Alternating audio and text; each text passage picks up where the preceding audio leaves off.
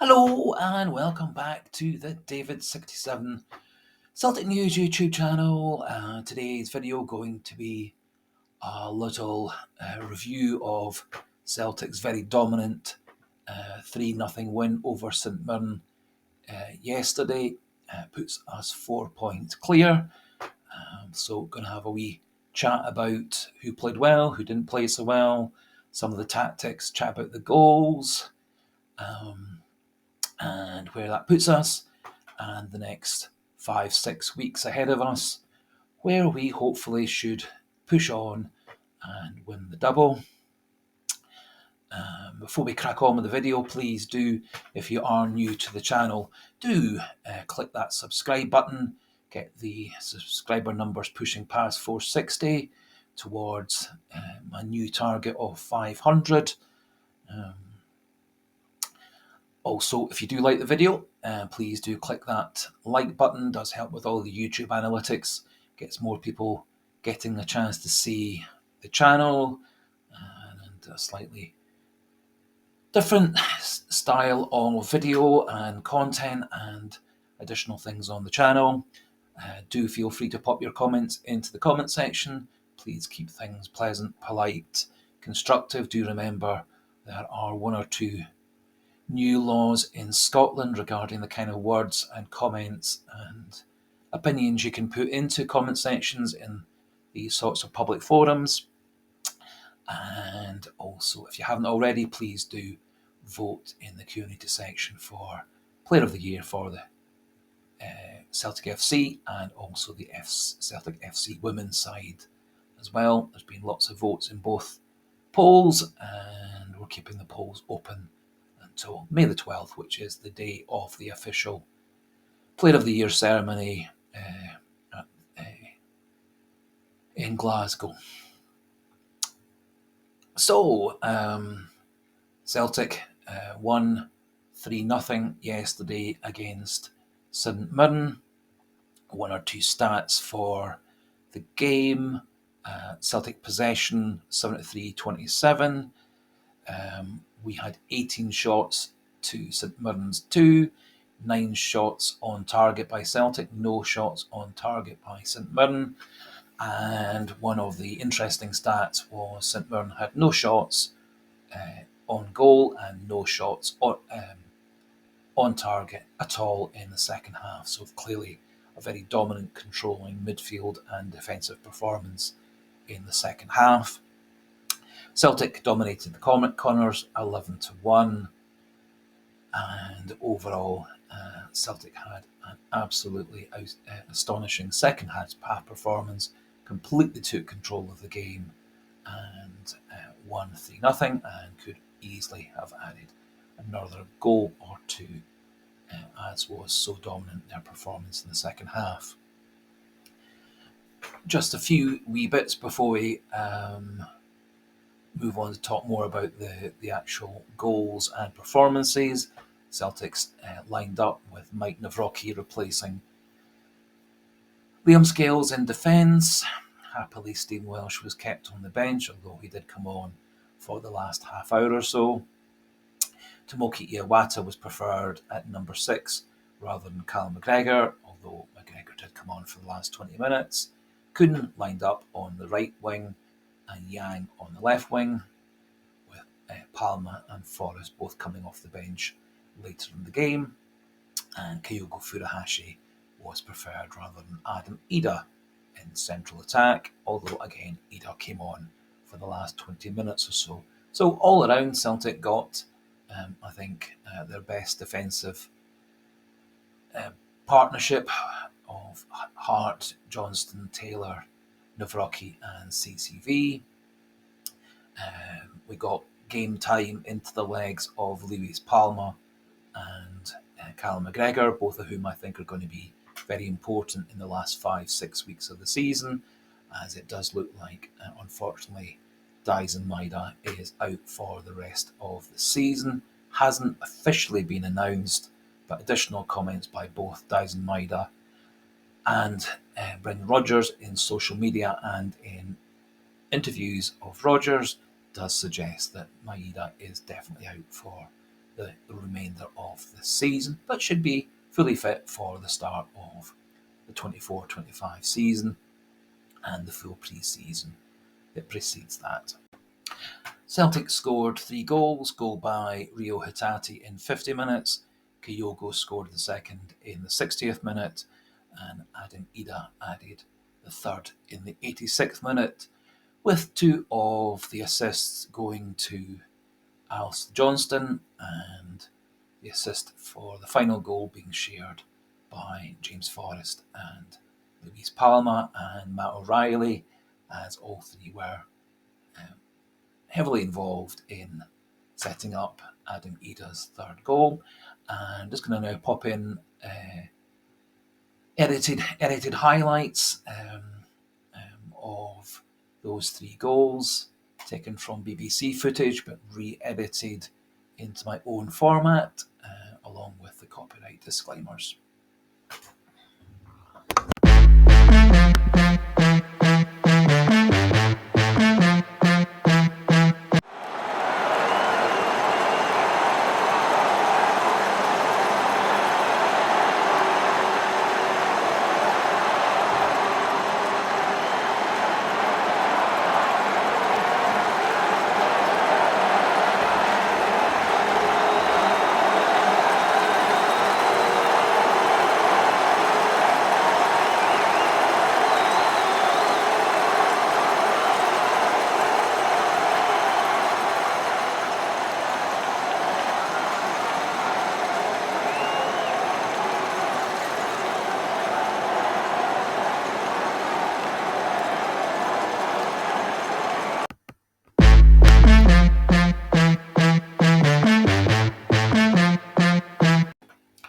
So I thought those 3 goals showed a lot of what Celtic did especially well in the second half. Alistair Johnston managing to get himself forward in support of the midfield and Nicholas Kuhn on the right.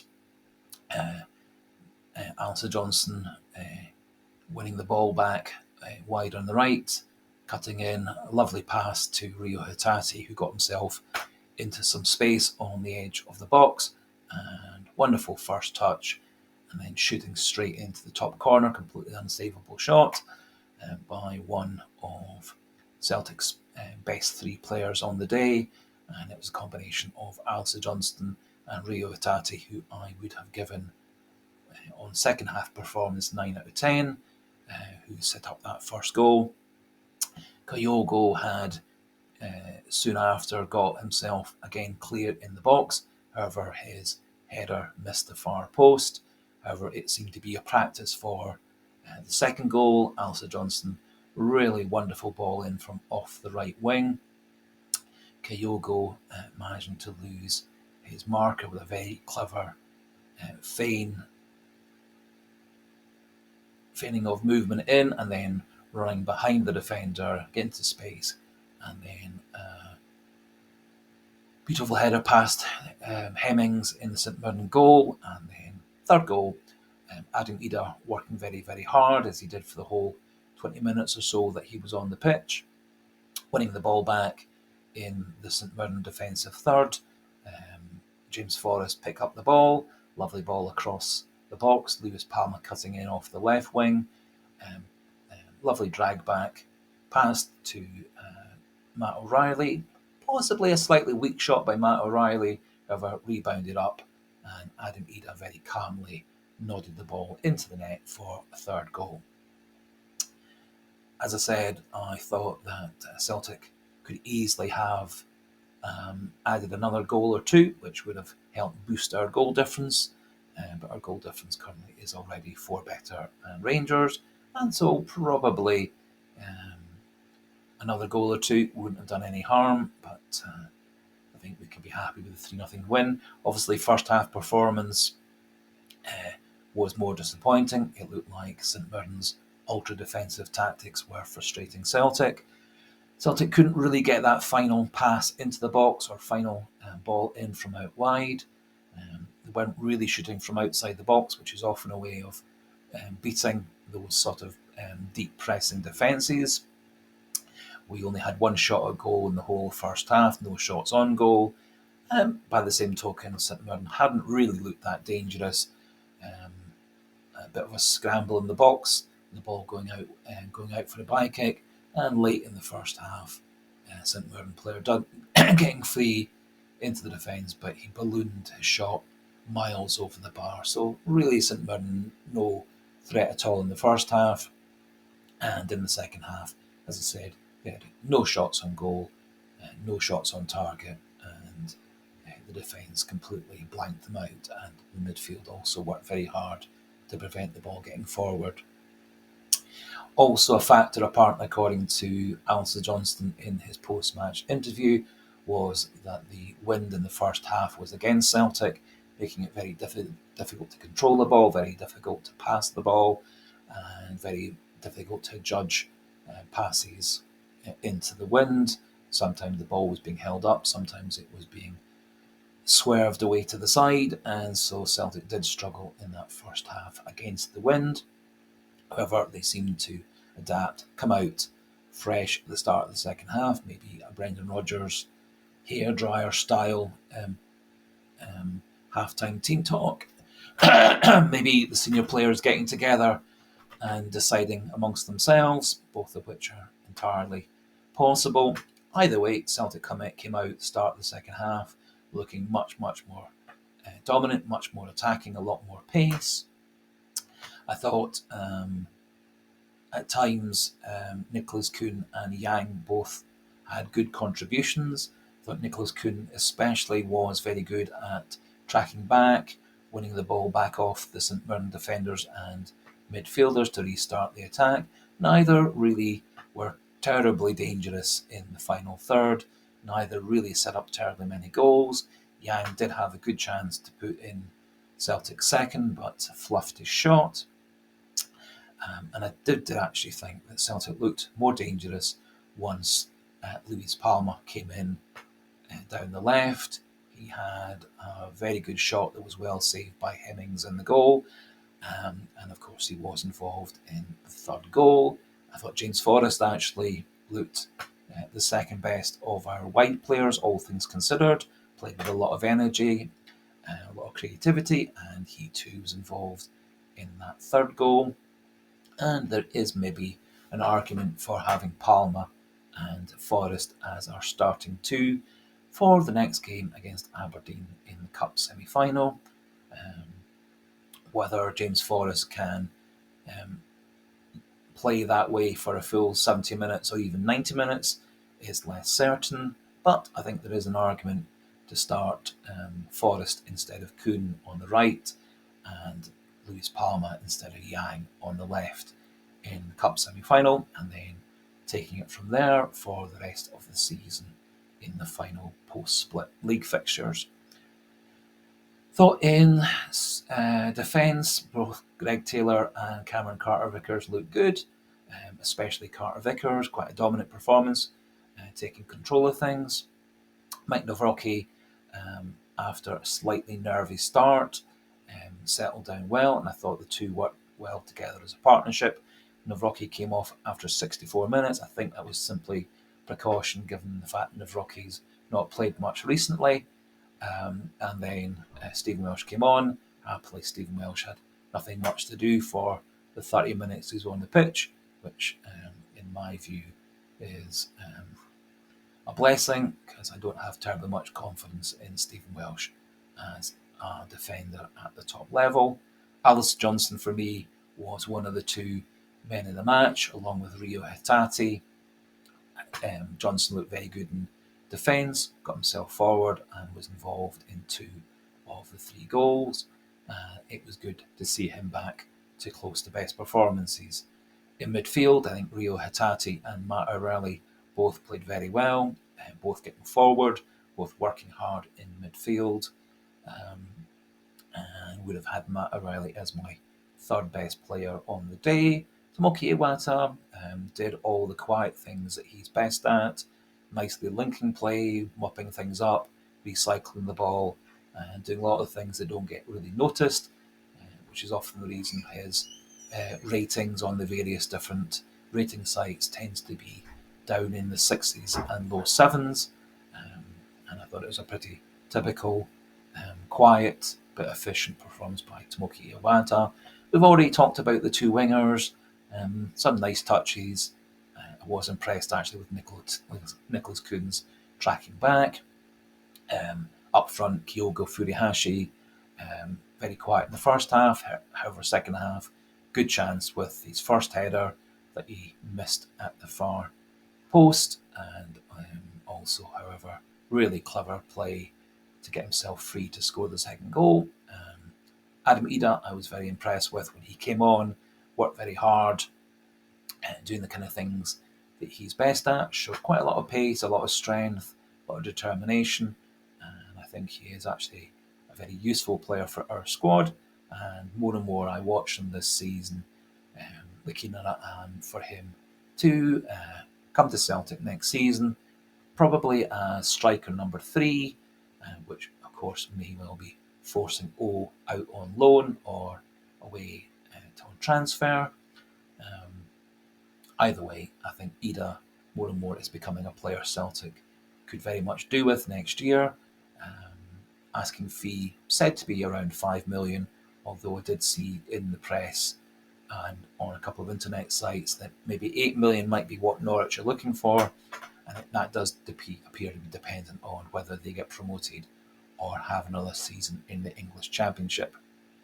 However, 7 goals in 10 games is a good performance by Adam Ida, and those 7 goals have often been goals to win matches, such as against Hibs and his couple of goals against Motherwell, and of course his third goal against Rangers could well have been a winner had we not lost our concentration 3 minutes into the 8 of added time. Was more impressed with Callum McGregor this time than last. He looked a bit fresher, a bit stronger, didn't look like he was being hustled and flustered in midfield like he did against Rangers, and so that's very encouraging for the Cup semi-final and onwards. Paulo Bernardo, bit of a quiet performance, but I think given his inexperience and youth, it's the kind of thing we're going to expect. Some games playing well, some games being a bit off the pace, but I do also think he's a player that we should look to buy and complete that loan deal in the summer as well. So overall, I think Celtic did very well in the second half, overcame the difficulties of St Mirren's tactics and the weather conditions in the first half, put in a very good dominant second half performance, and gave me a lot of hope and confidence for the Cup semi-final and the final 5 games post-split. The top 6 is now certain and the bottom 6 is now certain. Dundee have joined St Mirren, Kilmarnock, Hearts, Rangers and ourselves in the top 6.